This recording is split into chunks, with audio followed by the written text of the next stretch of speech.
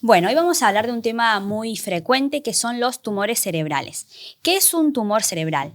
Se trata justamente de un crecimiento anormal de las células a nivel del cerebro. Este crecimiento anormal de células puede provenir de las propias células del cerebro, que es lo que nosotros denominamos tumores primarios, es decir, surgen del propio sistema nervioso central. Pero existen otros casos en los cuales este crecimiento anormal de células provienen de otros órganos de nuestro cuerpo y viajan a través del torrente sanguíneo y se depositan en el cerebro, creciendo y formando esta lesión tumoral. A estos tipos de tumores los denominamos secundarios o metástasis cerebrales. Ahora, cuando hablamos de los tumores primarios del sistema nervioso, significa que son tumores que crecen dentro de la cavidad craneal.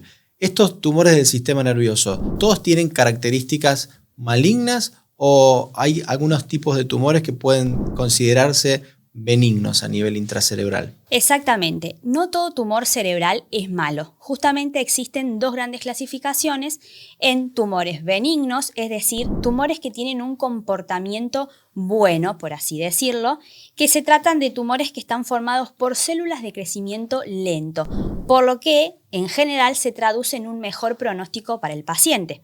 Sin embargo, también pueden existir tumores malignos de crecimiento acelerado, o sea, cuyas células son más agresivas y por lo general también se traducen a un peor pronóstico para el paciente.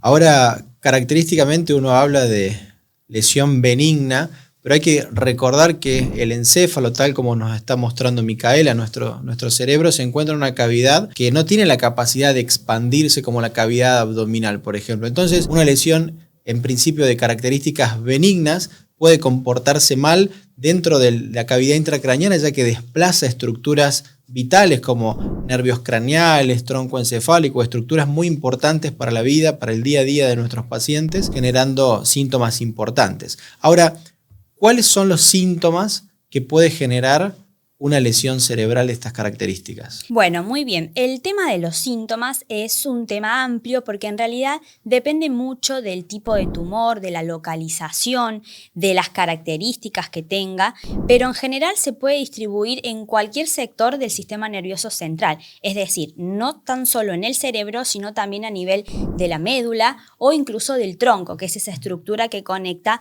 cerebro con médula, ¿bien? ¿Tiene alguna relación la ubicación de una lesión con los síntomas en las diferentes partes del cerebro? Sí, exactamente.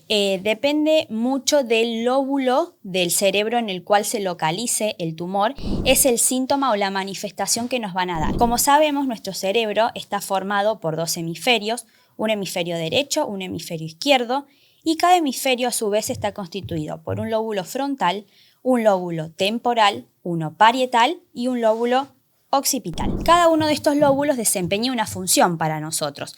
El lóbulo frontal, por ejemplo, está más vinculado con las actividades conductuales, con la personalidad.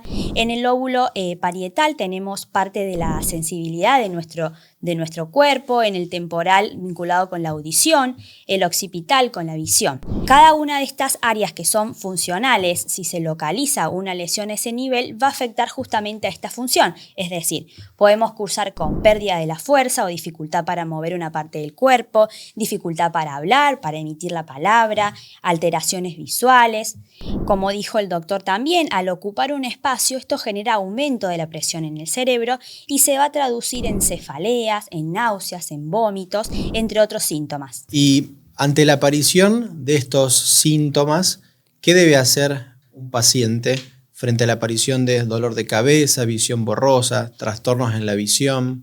Es importante que ante cualquiera de estos síntomas que los detectemos en nosotros mismos, incluso en nuestros familiares o conocidos, acudir a la consulta médica porque hay que hacer un diagnóstico y para eso es importante solicitar imágenes, ¿sí? Imágenes, nosotros hablamos de tomografías, por ejemplo, que es como el estudio más simple, es el que se pide en primera instancia como para detectar alguna alteración, y la resonancia magnética, que es el diagnóstico de elección para justamente caracterizar las lesiones, verlas con más detalles y poder arribar a un probable diagnóstico de qué se trata esa lesión.